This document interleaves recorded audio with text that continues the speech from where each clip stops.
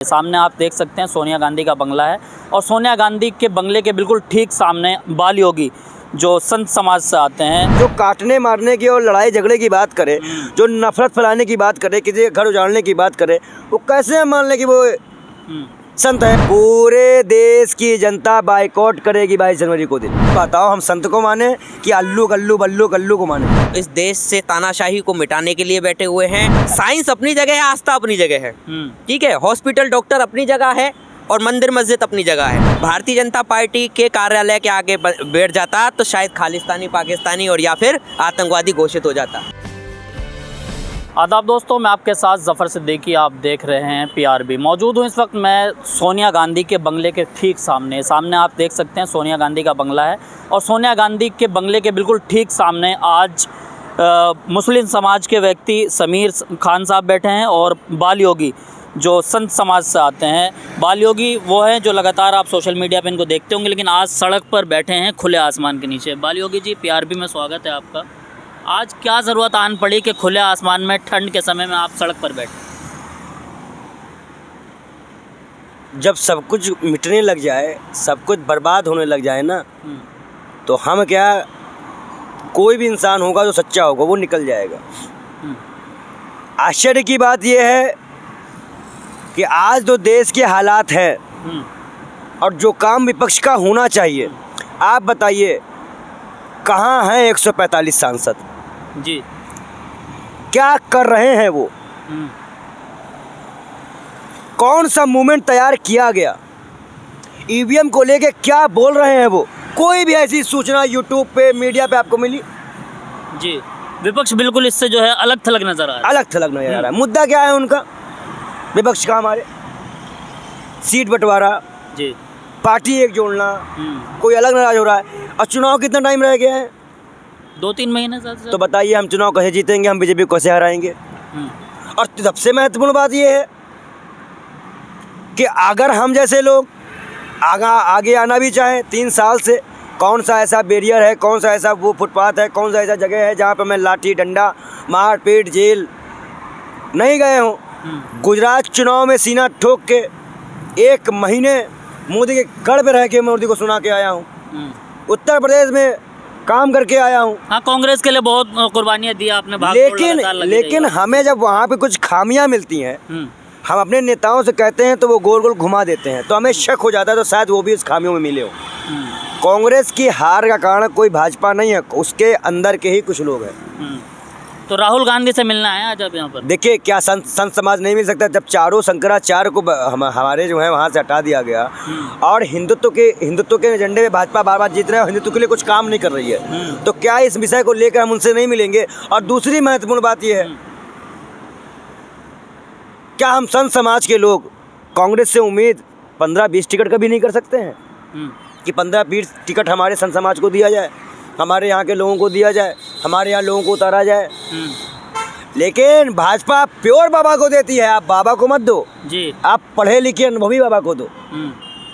तो मुलाकात हुई राहुल गांधी साहब? कहाँ? अभी जब 11 सुबह 9 बजे गए, तुल्लक वाले रोड पे गए थे जी, तो वहाँ मालूम चला कि वो यहाँ नहीं रहते हैं। अच्छा, तो वो अपनी माँ के साथ रहते हैं। फिर जनपद वाली रोड पे आए तो वहाँ बैठे थे, तो उन्होंने कहा कि वो देश में नहीं है, अभी वहीं बाहर गए हुए हैं। तो हमने कहा ठीक है, आज हम 5 बजे तक यहाँ बैठ जाते हैं, मैसेज दे देते कि हम लोग यहाँ पे आए थे, और अगर हम लोगों को मैसेज नहीं मिलता है तो कल हो सकता है हम लोग परमिशन लेके बिल्कुल बैठेंगे। हम एक सत्याग्रह की तरह सत्याग्रह देंगे। और मुझे उम्मीद है कि हमारे नेता, क्योंकि अभी अगर ये भाजपा का कार्यालय होता, अच्छा, या भाजपा के किसी नेता घर होता, तो मैं 5 मिनट ज़्यादा बैठ ना पाता। 8 डंडे बच जाते हैं मतलब। और अगर ये कांग्रेस है तो अब संतों को माना जाइए कि संतों की सही सुनवाई कांग्रेस में ही होगी। इसीलिए मेरी उम्मीद है। और जहाँ उम्मीद है, जब जनता के लिए हम लाठी खा सकते हैं, मार खा सकते हैं, जनता के लिए हर अपना घर द्वार छोड़ सकते हैं, तो यार 4-5 दिन अपने नेता के लिए बैठ भी सकते हैं।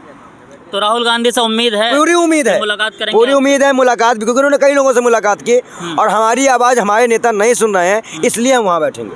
अच्छा, इसलिए वहाँ तक आवाज़ पहुँचाने के लिए मैं यहाँ बैठना पड़ेगा। लेकिन जिस तरीके से वकील सड़कों पर उतरकर आंदोलन कर रहे हैं, आंदोलित है वकील, बड़े वकील जो सुप्रीम कोर्ट के अधिवक्ता हैं, उन्होंने जो EVM की लड़ाई लड़ रहे हैं, चुनाव आयोग ने झूठ बोला जी। चुनाव आयोग में जब हम लोगों ने मुकदमा किया, सब लोग बोलने लगे, हम लोग हमारे वालों कई लोगों के लोग आके सुप्रीम कोर्ट हम लोग जा रहे हैं, तो उसने कहा कि हम धमकी देते हुए कि हम नोटिस भेजेंगे और ईवीएम देंगे और जो हैक नहीं कर पाएगा उसे जेल भेजेंगे। जी।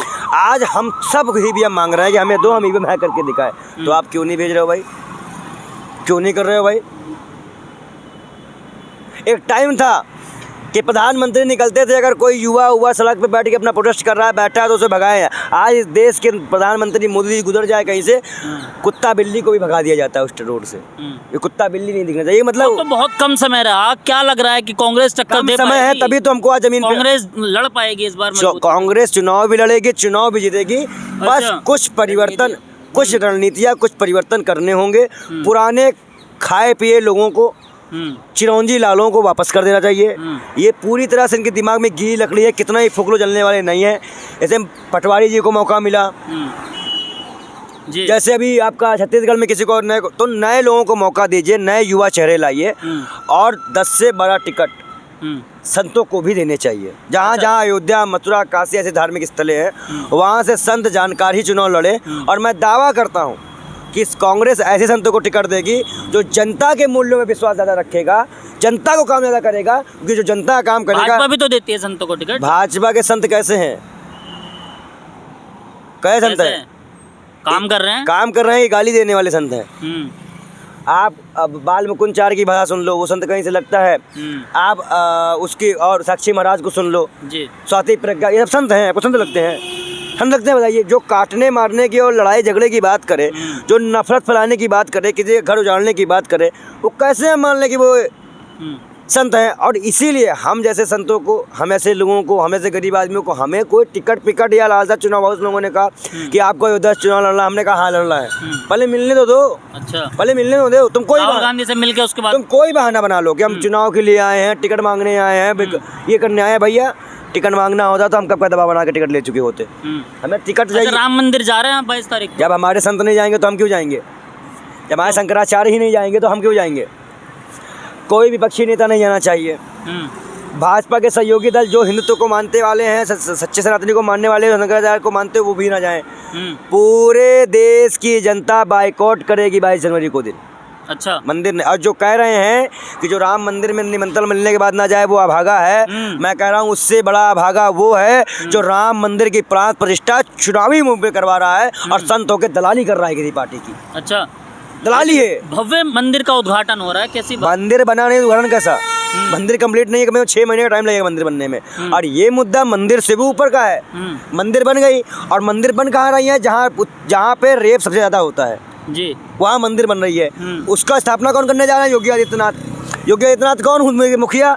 जहाँ बहन बेटियों को हर चौराहे पे घसीट लिया जा रहा है, गुंडागर्दी चरम पे है। टीवी के एंकर ने जो है एंकरिंग करते हुए कहा कि अगर आप राम मंदिर चले जाएंगे तो आपको अस्पताल जाने की जरूरत नहीं। मैं कह रहा हूँ गुल्लू को इस बीच रोड में खड़ा कर दो और उसको गाड़ी टक्कर मार दे, तो मैं पूछता हूँ कि मंदिर जाता है कि अस्पताल जाता है? अभी हमारे आदि को शंकराचार्य बीमार पड़े थे तो वो अस्पताल गए थे। अभी हमारे संतों ने ये कहा है, एक संत हमारे हैं पीला वस्त्र धारण करते हैं, उन्होंने ये बात कही कि देखो डॉक्टर का काम डॉक्टर करता है, वो मंदिर मस्जिद से नहीं होता है, वो डॉक्टर का काम डॉक्टर करता है। तो बताओ हम संत को माने कि अल्लू गल्लू बल्लू गल्लू को माने?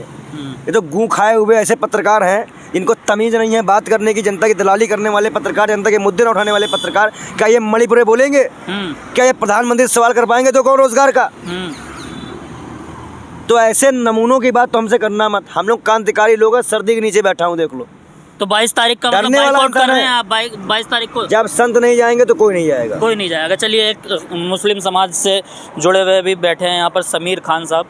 समीर साहब, कैसे देख रहे हैं आप 22 तारीख को जो भव्य मंदिर का उद्घाटन होने जा रहा है? तो बहुत बड़ी तादाद में लोग ये कह रहे हैं कि मस्जिदों से भी उस दिन राम का जाप होना चाहिए। नहीं, आपने एक सवाल अभी पंडित जी से किया। एक सवाल। हाँ बोलिए। आप कह रहे हैं 22 तारीख तक मंदिरों में बजाएंगे राम का, कल को कोई आदमी नमाज पढ़ने के लिए टाइम मांग लेगा, फिर मोहित यादव को आत्महत्या करेगा क्या?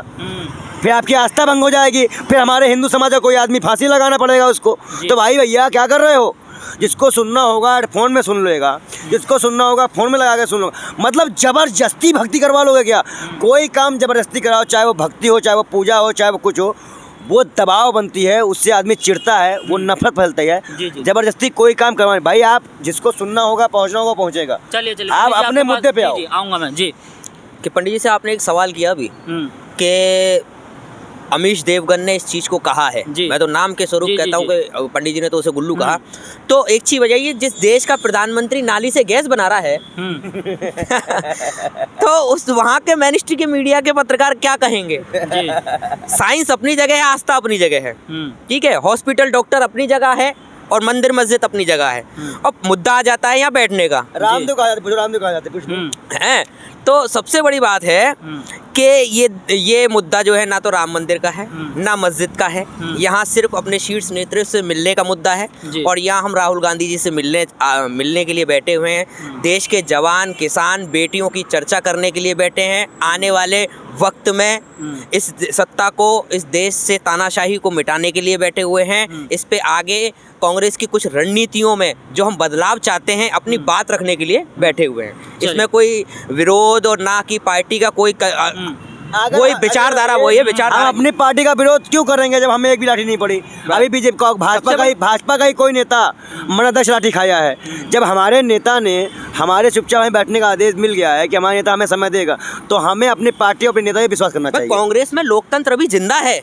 लोकतंत्र इसलिए जिंदा है कि अगर एक मुस्लिम भारतीय जनता पार्टी के कार्यालय के आगे बैठ जाता तो शायद खालिस्तानी, पाकिस्तानी और या फिर आतंकवादी घोषित हो जाता। जी ठीक है। और आज कांग्रेस के मुखिया के घर के आगे हम बैठे हुए हैं और हमें चुपचाप हम उम्मीद है कि राहुल जी सोनिया जी से, हमारे शीर्ष नेतृत्व से मुलाकात होगी। चलिए, बहुत बहुत शुक्रिया।